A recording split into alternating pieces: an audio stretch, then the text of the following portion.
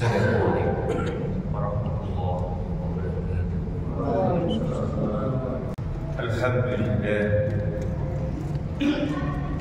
Alhamdulillahilladzi arsala rasulahu bil huda wa dinil haqq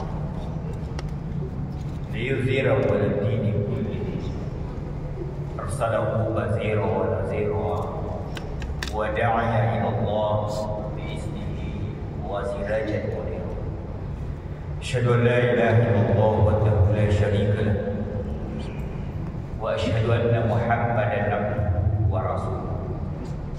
اللهم صل وسلم على سيدنا محمد وعلى آله وأصحابه أجمعين. أما بعد فيا عباد الله أوصيكم وإياي بتقوى الله وقد فاز المتقون. Maka qala Allah Ta'ala fil Qur'anil Karim wa huwa al-Rahim. A'udzu billahi minasy syaithanir rajim. Bismillahirrahmanirrahim.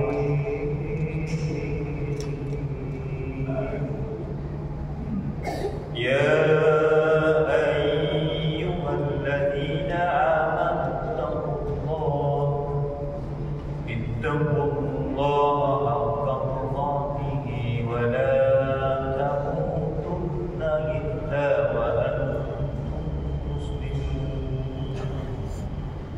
Sadaqallahul azim wa ballagha rasulul karim wa nahnu ala zalika minasy syahidin wa syakirin. Walhamdulillahi rabbil alamin. Jamaah Jumat yang insyaallah dimuliakan dan dilindungi oleh Allah Subhanahu wa taala. Alhamdulillah, kita sebagai insan yang beriman, tentunya kita tidak henti-hentinya memuji kebesaran Allah, karena kebesarannya lah sehingga Allah tak henti-hentinya pula memberikan kita nikmat, baik nikmat sehat maupun nikmat kesempatan, sehingga kita bisa kembali hadir membuktikan keangkuhan kita, membuktikan kesyukuran kita kepada Allah Subhanahu wa taala. Kita lihat masih banyak saudara-saudara kita ingin mendapatkan hidayahnya Allah, seperti hidayah yang kita dapatkan pada siang hari ini. Tapi kenyataan hidup kita di luar masih banyak juga saudara kita masih berat kakinya melangkah meninggalkan pekerjaannya, masih berat kakinya melangkah meninggalkan rumahnya untuk kembali hadir membuktikan kehambaannya kepada Allah Subhanahu wa taala. Selawat dan taslim tak lupa kita peruntukkan kepada Nabiullah Muhammad sallallahu alaihi wasallam, Nabi yang kita jadikan panutan di dalam kehidupan kita, sehingga kehidupan kita insyaallah kita mampu raih di dunia hasanah wa fil akhirati hasanah. Jemaah Jumat yang insyaallah dimuliakan Allah, kita patut bersyukur kepada Allah Subhanahu wa taala karena kita memiliki suatu bangsa yang begitu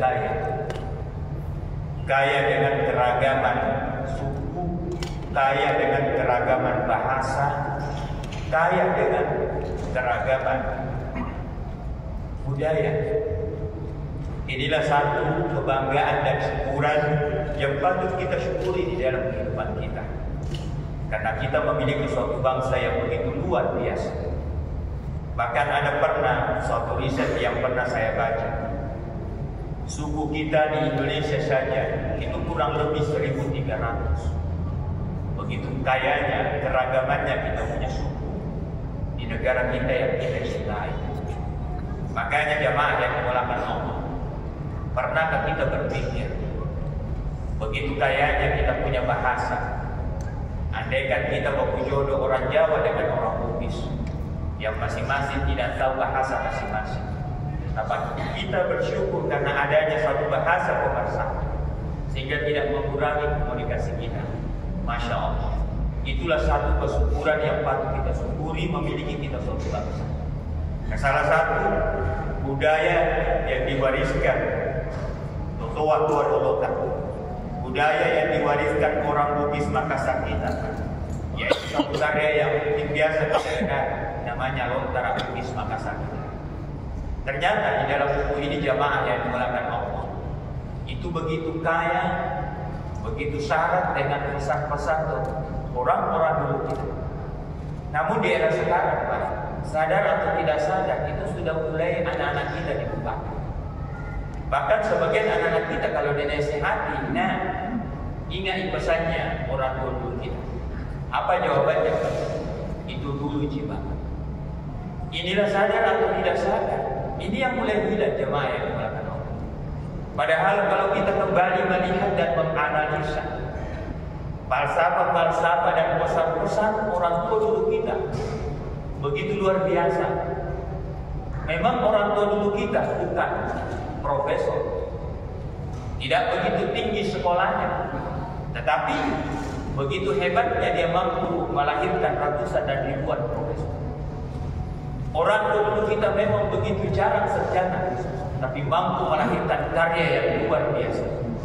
Salah satu karyanya jamaah yang dimulakan Allah, pesan-pesan yang patut kita renungkan di era sekarang. Nah, di kesempatan yang singkat ini ada satu pesan yang mungkin patut kita renungkan, apalagi di era sekarang. Apa isi pesan orang dulu kita ini? Besok atau lusa, jika engkau memasuki suatu daerah atau ingin bertempat tinggal berdomisili suatu kampung, suatu perumahan, ada 3 hal yang harus kau perhatikan. Ini pesannya orang tua dulu kita, yang mungkin sebentar mari kita renungkan bersama. Bagaimana hebatnya tua-tua dulu kita, bagaimana hebatnya orang-orang dulu kita. Di era sekarang, Pak, sadar atau tidak sadar itu mulai dilupakan. Apa isi pesannya orang tua dulu kita yang harus kita lihat ketika kita memasuki suatu daerah, satu kampung? Yang pertama, lihat dulu masjidnya. Tentu menimbulkan pertanyaan kepada kita, kenapa orang tua dulu kita? Yang patut kita pertama kita lihat kalau kita memasuki suatu daerah, suatu kampung atau ingin bertempat tinggal suatu daerah, itu masjidnya. Kenapa bukan akses jalannya? Kenapa bukan bentuk rumahnya? Justru menjadikan orang tua dulu kita mengingatkan kita masjid. Ternyata kalau kita tarik benang merahnya, Pak, ke agama kita, masjid itu adalah simbol keimanan. Jadi jika suatu perumahan, suatu kampung, masjidnya bagus, masjidnya makmur, seperti masjid raya kita Baru Daik, secara langsung itu memberikan suatu petunjuk bahwa masyarakat yang ada di sekelilingnya kalau persoalan keimanan, Pak, tidak perlu diragukan. Tetapi sebaliknya, jika kita memasuki suatu daerah, suatu kampung, masjidnya tidak ada, kurang, dan bahkan ada masjidnya, tapi masjidnya tidak terurus. Kenapa tidak terurus? Karena pengurusnya dulu yang mau diurus. Itu memberikan suatu petunjuk bahwa keimanan masyarakatnya di situ perlu dipertanyakan. Nah, kalau di era sekarang, Pak, kalau bicara masalah iman, Masya Allah, tidak ada benteng yang paling baik kita bentengi generasi muda kita, keluarga kita, dan kita sendiri semua ini, Pak, adalah iman yang kuat. Kalau iman kita lemah sekarang, Pak, bahaya. Tetapi kalau masyarakatnya di situ, penduduknya di situ, imannya sudah kuat, insya Allah. Kalau imannya orang sudah bagus, Pak, imannya orang sudah kuat, Pak, maka insya Allah tidak setengah mati dipanggil melalui azan, tidak setengah mati mengumumkan pesui sekep, tidak setengah mati untuk selalu berbuat kebaikan. Kenapa? Karena imannya baik, imannya kuat.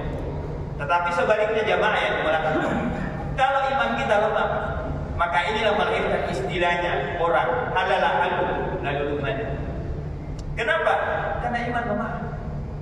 Makanya jamaah yang dimulakan Allah, pesan di khutbah kita ini, dalam menjalankan profesi kita yang berjemur, mari kita menggunakan dengan senter iman. Karena kalau kita cuma andalkan senternya lampu dan senternya matahari, Pak, masih gelap di dalam kehidupan kita. Belum mampu kita membedakan mana yang halal dan mana yang haram.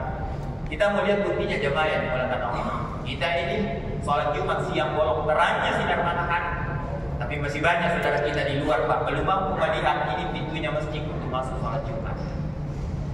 Seperti, Pak, di bulan suci Ramadan, terangnya lampu di depan pintunya masjid. Saya biasa sering sampaikan, Tapi masih banyak saudara kita Pak belum mampu membedakan ini sandalku, ini sandalnya tetangga. Ini sepatuku, ini sepatunya tetangga. Terangnya lampu di teras rumah kita, masih banyak saudara kita belum mampu membedakan ini motorku, ini motornya saudara. Sebagian pejabat kita terangnya lampu di meja kerjanya, belum mampu membedakan ini uang pribadi, ini uang rakyat. Kenapa bisa dibikin jamaah yang dimulakan Allah? Karena dia cuma andalkan sinarnya lampu dan sinarnya matahari. Tapi kalau sinar iman yang kita pakai dalam menjalankan keragaman kita punya profesi Pak, maka insya Allah walau gelap di depan pintunya masjid Pak, kita akan mampu melihat ini pintunya masjid untuk masuk sholat berjamaah. Walau gelap di depan pintunya masjid Pak, kita akan mampu membedakan ini sandalku dan ini sandalnya tetangga. Kalau saya datang tak pakai sandal swallow, tidak akan pulang kalau bukan pakai sandal swallow. Itu senter iman Pak. Tapi kalau senternya matahari lampu kita pakai, terkadang orang datang pakai sandal swallow, pulang pakai sandal radu. Inilah pentingnya namanya iman jamaah yang dimulakan Allah. Makanya itulah sebabnya orang dulu kita mengingatkan besok atau lusa jika engkau memasuki suatu kampung atau perumahan, lihat masjidnya. Kalau masjidnya indah dan bagus, subhanallah, makmur, maka keimanannya masyarakat di situ. Kemudian yang kedua jamaah yang dimulakan Allah. Ternyata selama ini kita keluar masuk masjid Pak, sadar atau tidak sadar, masjid itu memberikan nilai edukasi yang luar biasa, yang tanpa kita sadari. Edukasi yang kedua, masjid berikan kepada kita. Masjid mengajari kepada kita, menanamkan di dalam diri kita bahwa kita ini hidup di mata Allah Pak, tanpa perbedaan status sosial kita. Sama di mata Allah. Tergantung keimanan kita. Inna akramakum indallahi atqakum. Itulah sebabnya di masjid Pak, tidak ada istilah kaplik-kaplik Pak. Aturan masjid kita siapapun jamaah duluan datang, silakan menduduki saf yang pertama. Tanpa melihat status kita, mau punya jabatan, tidak punya jabatan, mau berilmu, tidak berilmu, tidak sarjana, bukan sarjana, seterusnya. Duluan datang, duduki saf yang pertama. Beda kalau acara-acara keprotokoleran, acara pemerintahan, itu saf yang pertama sudah ada di kapten Pak. Itulah masjid mengajari kita bahwa hidup kita ini Pak di mata Allah tanpa ada perbedaan. Kalau ini yang mampu kita tanamkan, maka insya Allah dengan sendirinya muncul sifat tahu, sifat lebih. Bukan si sunai, bukan si pandang ente. Inilah hebatnya kita punya ajaran agama jamaah yang dimulakan Allah. Dan inilah yang menitik beratkan orang dulu kita lihat masjid. Karena masjid menanamkan kepada diri kita untuk sifat tahu, sifat lebih. Kemudian yang ketiga jamaah yang dimulakan Allah. Masjid mengajari kita ketika kita masuk, menanamkan nilai kita adalah nilai-nilai kebersamaan, nilai-nilai persatuan, nilai-nilai asli di sini. Apa buktinya Pak? Kita sholat berjamaah dengan satu pemimpin imam kita. Dan pernah kita lihat orang sholat jamaah Pak, imamnya berdiri, jamaahnya duduk. Apa artinya jamaah yang dilakukan Allah? Itu kita umat Islam mengajari kita lewat sholat kita, jaga baik yang namanya kebersamaan Pak. Pelihara baik yang namanya asli di sini. Karena kenapa jamaah yang dilakukan Allah? Kapan kita berpisah Pak? Kapan kita saling bombe, bermusuh-musuhan? Maka disitulah benih-benih perpecahan. Ingat di jamaah yang dimulakan Allah. Apalagi di negara kita, tidak lama lagi akan kita memasuki namanya pesta demokrasi, pilkada. Jangan sampai perbedaan pilihan kita menjadikan nilai-nilai persaudaraan kita putus. Rugi kita. Itu yang sebabnya Allah banyak mengingatkan kita di dalam Al-Quran. Jaga baik yang namanya kebersamaan. Innamal mu'minuna ikhwah wa'tasimu bihablillahi jami'an wa la tafarraqu. Dan itulah selalu diingatkan tua-tua Pak. Mali si barakto, rebba si batokom, mali itu si pakai nak baik bina banyak. Jangan kita ambil sebaliknya Pak. Mali si balik malira, rebba si tadra-tadra, balik si balik tidak ada pembangunan jadi. Nah inilah yang patut kita jaga dengan baik Pak, terutama kita umat Islam dan umumnya kita umat masyarakat Kota Makassar. Kemudian yang kedua, jamaah yang dimulakan Allah. Pesan orang tua kita jika kita memasuki suatu daerah, suatu kampung yang perlu kita lihat sekolahnya Pak. Jadi kalau suatu perumahan, suatu daerah memiliki suatu sekolah berkualitas, itu memberikan suatu indikator bahwa masyarakatnya di situ adalah masyarakat berpendidikan Pak. Nah kalau bicara lagi masalah pendidikan Pak, Masya Allah, kita tarik benang merahnya kepada agama kita. Agama kita sangat menganjurkan, mari kita selalu ekonomi. Mari kita selalu literasi bahasa pendidikan. Belajar tidak belajar. Karena kenapa jamaah yang dimulakan Allah? Kita tidak mampu memiliki apa-apa kalau kita tidak memiliki ilmu pengetahuan. Bagaimana memajukan umat Islam miskin ilmu ekonomi kalau kita miskin ilmu ekonomi? Bagaimana kita musalah khusus dengan baik kalau ilmu agama kita kurang? Jadi kuncinya Pak, belajar dan belajar. Makanya prinsip dalam Islam itu belajar Pak. Tuntutlah ilmu mulai dari taman kanak-kanak sampai taman makan pahlawan. Mana yang baru-baru belajar. Sumber belajar sekarang Pak bukan hanya di sekolah. Beda dengan dulu kalau tidak di sekolah kita betul tidak ada bisa kita ketahui. Sekarang Pak subhanallah, siapa rajin melihat, siapa rajin mendengar, dan siapa rajin belajar dari pengalaman, maka itulah orang kita. Ya fa'imahul ladzina amanu minkum wal ladzina utul ilma darajat. Apatah lagi kalau kita sandingkan kekuatan ilmu dan kekuatan iman subhanallah. Karena orang yang mulia di mata Allah Pak bukan orang tinggi jabatan. Orang yang mulia di mata Allah Pak bukan orang yang banyak aset, tapi orang yang mulia di mata Allah kalau kuat ilmu dan kuat iman, itulah manusia yang hebat. Makanya sesuai ayat tadi yang saya bacakan, ya wa'allahu ladzina amanu minkum wal ladzina utul ilma darajat.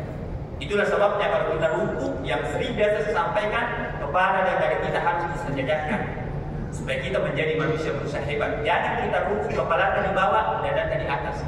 Iman bagus tapi ilmu nol, tolong. Apalagi kalau abang banget kita tolong. Begitu juga sebaliknya kalau kita ruku, jangan kepala di atas, dada di bawah. Kenapa? Ditakutkan jangan sampai melahirkan manusia-manusia hebat, egonya cerdas, tapi imannya kurang.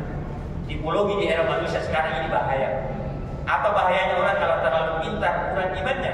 Bisa melahirkan orang pintar, tapi pintar maka tolo-tolo. Di era sekarang tadi tolo-tolo mati, tidak ada maka tolo-tolo jadi nama. Capek maka tolo-tolo di darat, dia mulai lagi maka tolo-tolo. Kenapa bisa demikian? Ilmu tinggi, iman kurang. Begitu juga sebagian generasi muda anak-anak kita Pak. Terkadang ada anak-anak kita makin tinggi sekolahnya, makin tinggi juga kurang ajar. Kenapa bisa demikian? Ilmu tinggi, iman kurang. Makanya menjadi poin bagi kita jamaah semua. Kita punya tanggung jawab anak-anak kita. Tidak usah terlalu banyak dibekali anak kita. Dua saja Pak, dua ilmu dan iman secara seimbang. Kalau itu sudah kita wariskan anak kita, maka insya Allah kita meninggalkan anak yang soleh, tapi bukan anak salah-salah. Kemudian yang terakhir, kita bersihkan jamaah yang melakukan Allah. Bersama orang tua kita yang harus kita lihat kalau kita memasuki suatu daerah atau ini bertempat tinggal, lihat rumahnya. Jadi kalau satu kampung, satu perumahan bagus-bagus rumahnya, seperti di perumahan Bukit Baruga, Masya Allah, itu berarti memberikan suatu indikator bahwa finansialnya masyarakat di situ tidak perlu diragukan. Nah kalau wilayah tengah kosong, inilah yang biasa orang halal ngasih. Kenapa? Wilayah tengah kosong. Makanya Allah sangat membenci hambanya yang malas. Dia adil jadi hijau, dia melawan jadi hanya maunya enak, tidak mau begitu. Padahal Allah menyuruh kita bisa menjadi sholat fantashiru fil ardh. Jika kita sudah melaksanakan sholat fantashiru fil ardh, bertebaranlah mencari rezeki kita sesuai kelebihan yang Allah berikan. Aja namun rumah kita makutu. Inilah agama kita begitu luar biasa. Ternyata jemaah yang dikatakan Allah, 3 poin ini yang menjadi renungan di era sekarang Pak. Begitu hebatnya Tomato Rotan, begitu hebatnya Tomato Rotan menjadikan usaha. Yang pertama masjid. Masjid itu adalah simbol keimanan. Yang kedua sekolah adalah simbol pendidikan. Yang ketiga rumah adalah simbol ekonomi. Jadi siapapun pemimpin kita yang terpilih kalau tidak memperhatikan pesan wasiat tua-tua Rotan ini, maka itu pemimpin gagal. Tapi siapapun pemimpin kita yang mampu menjaga 3 poin pesan orang tua dulu kita, maka itulah pemimpin sukses. Dan disitulah hebatnya tua-tua. Makanya mudah-mudahan kata kunci di khutbah kita yang singkat, mari kita mencoba menjaga pesan-pesan tua kita yang memang seiring dengan ajaran agama kita. Karena kita hebat, karena ada doa dan berkahnya orang-orang tua kita.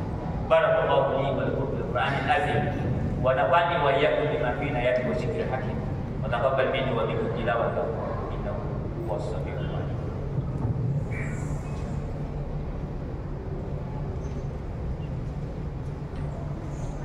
Alhamdulillah Alhamdulillahi hamdan katsiran kama amara.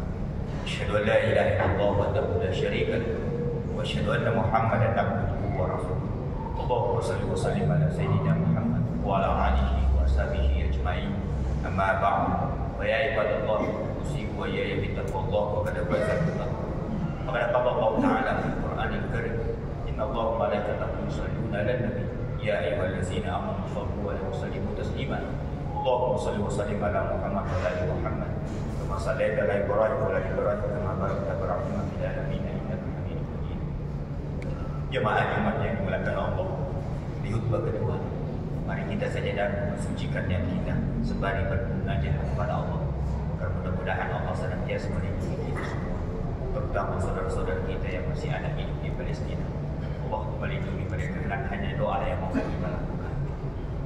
Ijabah doa kami yang Allahumma ighfir lil muslimina wal muslimat wal mu'minina wal mu'minat al ahya'i minhum wal amwat innaka sami'un qaribun mujibud da'wat ya qadir hajat. Allahumma inna nas'aluka al-huda wa tuqa wal 'afaf wal ghina bi rahmatika ya arhamar rahimin. Allahumma ighfir lana wa liwalidayna warhamhuma kama rabbayana shaghira. Allahumma rabbana la tu'akhidhna in nasina aw akhtana.